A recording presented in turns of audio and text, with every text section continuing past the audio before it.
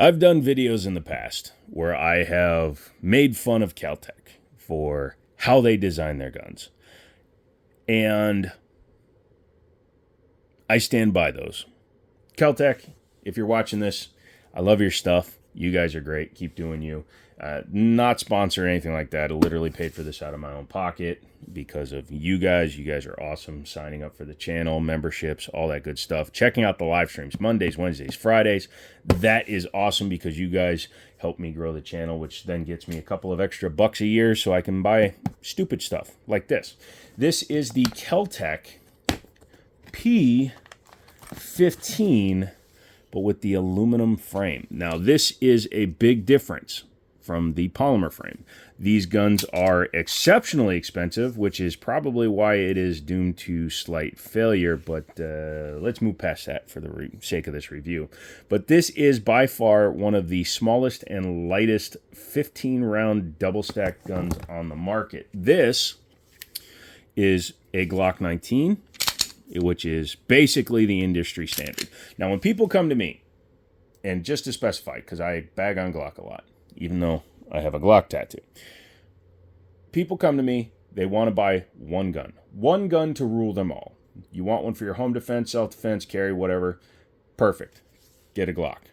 But if you want to have a little bit of intrigue, mystery, fun, and silliness, buy anything else. Buy literally anything else, and that's what this is.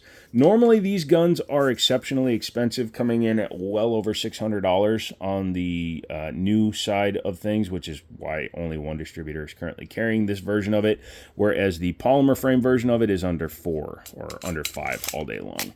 However, I got this one on an exceptional price through Palmetto State because they were clearancing these bad boys out. Got this thing for roughly $3, which is insane.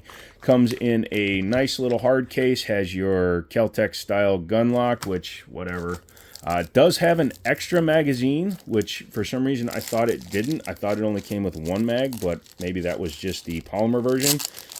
It's wrapped like it was a toy at the bottom of my Captain Crunch, which I kind of approve of. That wasn't me chewing off the bag. That wasn't me making a second attempt. Plastic takes yucky when it has metal in it. But yeah, okay, all right. I know Florida is a weird climate, but holy crap.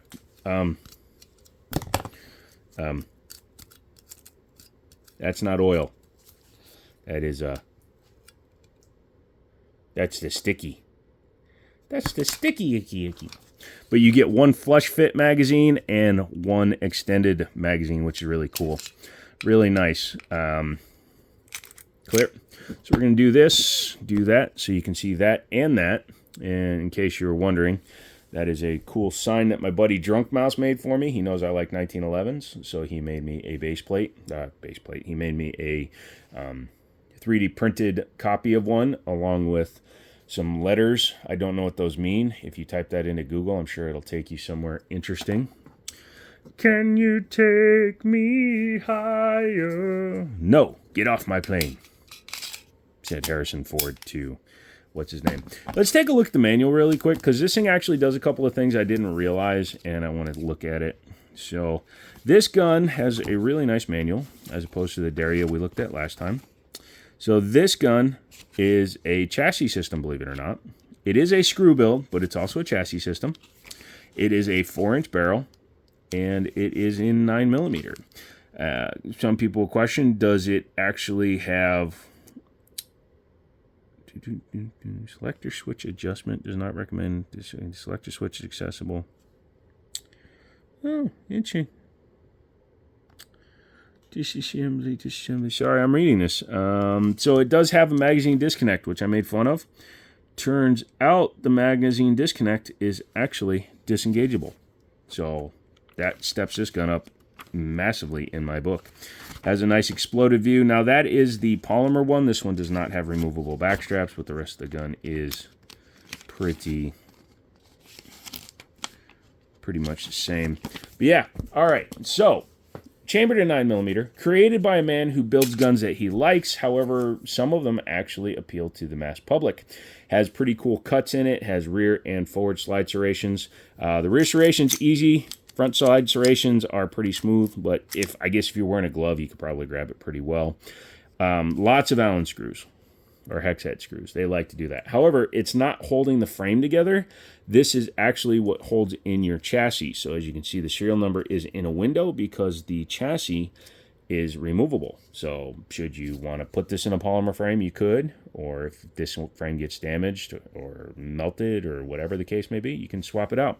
Has a really easy set of sights to pick up.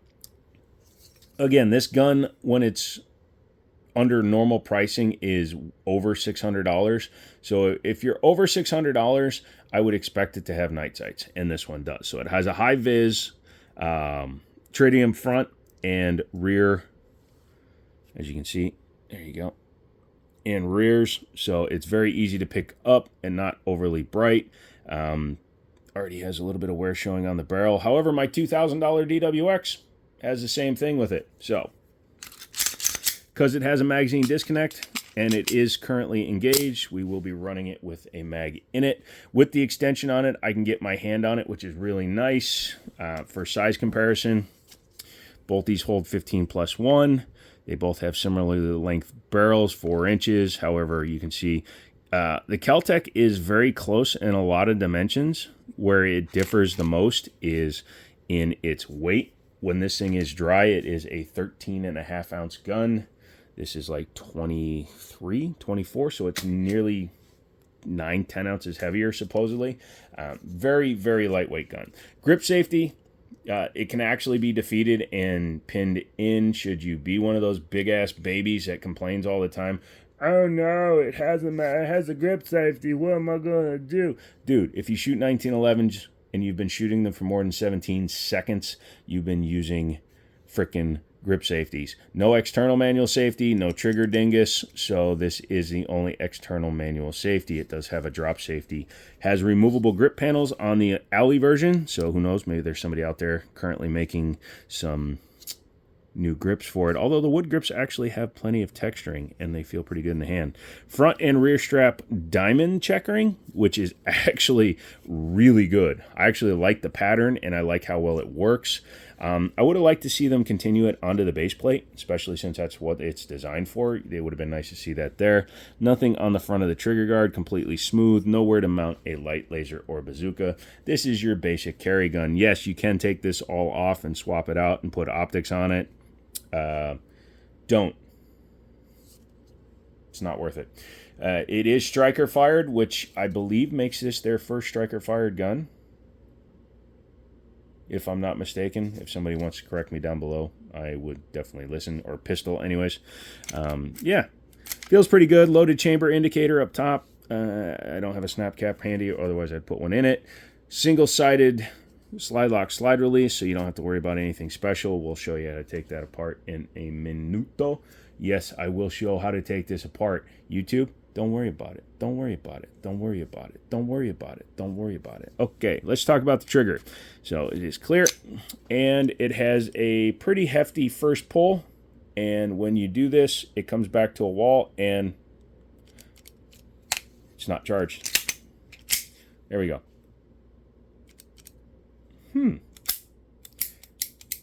See, I wasn't grabbing the grip safety. Because I was trying to do it sideways on camera, I wasn't completely closing my hand. So, there you go. Full grip, pull it back. There you go. Pretty soft break, actually. Reset. All the way out. Trigger pull. It's a very light pull. Under 5 pounds for sure. Probably closing in on 4.5 pounds. But no audible, no tactile. In fact, listen. Nothing. So it's a full release. Just let it go and slap the shit out of the trigger, which works for someone like me. The grip is being so small, you can see that it's actually, if I want to go fast, it's going to wrap most of my first knuckle in there, almost pulling on the second pad. Also, the grip, I'm sure if I'm holding it and going fast, is going to be fine. But yeah. It would have been nice to have like a little spot there. Maybe put some grip tape. Plus you can cover over that stupid thing that shows where it came from. Not that I totally approve of that. But anyways, moving on. Would you guys like to take this thing apart? Okay, let's do that. It's interesting because of its design. I will have to put the magazine back in it, but what you have to do is it's got a big ass ledge there, so you're going to bring this back to the, you can see there, kind of like circle hole. And as long as you have something to do it with, and of course I forgot, so I'm going to use this little hook, because this is actually from my 2011. It doesn't take a lot of force to get it out. It's just easier when you do it with using a tool. You're a tool. Your mom's a tool. Why are you going to talk about our mom? I'm not talking about our mom. You did. Anyways, once you have that out, go ahead and pull that off. And as you can see, so this is why I don't like magazine disconnects. There you go. We'll take that off. At least they designed it so it'll clear the mag while it's in there. Go ahead and take your guide rod out. It just kind of plopped out. It's designed just for handling recoil, not really for retaining the barrel or anything. Pull your barrel out. It kind of reminds me of a Smith & Wesson barrel, the way it's rounded on the sides and stuff. But for a 9mm barrel, that is extremely, extremely thin. I mean, this is... I've run into that with other companies making thin barrels. If you're making them like cold hammer forged and stuff, that's fine. But you can see the massive difference between a Glock barrel and the barrel on the Keltec. So yeah, that is a huge difference. Longevity of the barrel, not 100% sure what that's going to be like, but this is a carry gun that you're probably only going to shoot 20 times a month if you practice all the time, so I wouldn't worry about it. Drop safety, everything's back here. The body over here, it's interesting when they add stuff. So this part is steel, this part is aluminum. You can see back here you have all your assembly for your striker and whatnot. Yeah, sorry, I'm double checking everything. I haven't actually taken one of these apart yet. The roll pins and stuff are under there. Interesting. Pretty well made, actually. Pretty nice material. The finish pretty good. I'm just looking at little things like, you know, they didn't drill the rest of this out or make it flat. It's actually elevated, so when the gun is up, it's actually material going up at an angle. Never seen that before.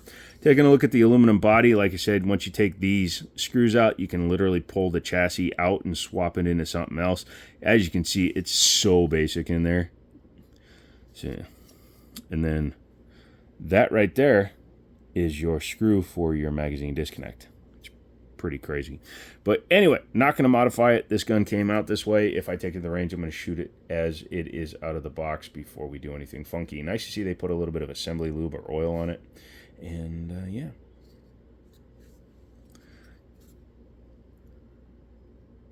Oh, looks like there's an additional screw. Excuse me. It's 4 o'clock in the morning.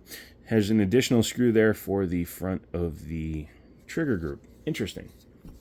He said interesting a lot in this video. Do you think he thinks it's interesting? Fascinating. Nope, no. He said interesting, not fascinating. Speculating. Nope, now you're just making words up, Spock. Reassembly is the opposite of disassembly. And you got to make sure you put your stuff in the right hole. There you go. So make sure that your guide rod doesn't go in the wrong way. Take your slide, take your frame, take your barrel, take your mom to the park. I don't know. Go ahead and bring it back to the assembly spot. Drive your little guy back in there. Rack it and grab a magazine so you can test it. And yeah, there you go. Keltec P15, a gun that is currently on its way to being discontinued. So the fact that I made the video doesn't make a lot of sense, but hey, it's here. It's on the couch. I wanted to check it out. We've done that. If you have any comments, questions, concerns, or if you even own one, leave me a message down below. Say, hey, man, I've got one of those. It's better than you thought. I think it's kind of interesting. It's nice to see a company taking a direction that isn't another frickin' Glock. Man, sometimes I get hate from people because I say don't buy a Glock. I say don't buy a Glock because stuff like that exists. Although, again, at retail, that is way more expensive than that. That is a no. But if you can get one of those for $300 like I did, holy shizbot, get it over that. All right, come back for another one. Love you. Bye-bye.